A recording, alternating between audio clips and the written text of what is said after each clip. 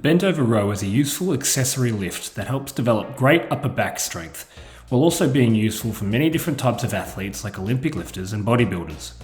But if you're experiencing low back discomfort or thinking you're not feeling it enough in your lats, try these tips. One common fault which places extra load on the lower back from a change in leverage standpoint is having the bar too far away from your center of gravity. As you can see here, the bar is far away from Tammie's legs, and this is creating a little bit more shear on her lower back. Another common fault is not maintaining tension through the upper back to help keep a relatively neutral thoracic spine.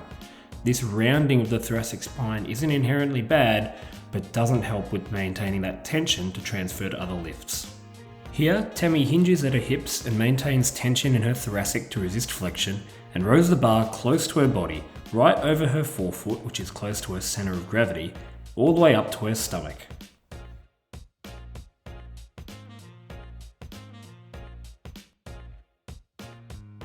An excellent way to develop strength and produce more feeling in the lats are isometric holds, which can be done by pulling an empty barbell up at a high intensity into a set of J-hooks, just as Tammie's showing now.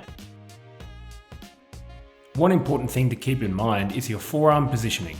A supine grip will utilize more of your biceps in the movement, while a pronated grip utilizes more of your subscapularis and latissimus dorsi, due to the shoulder internal rotation occurring.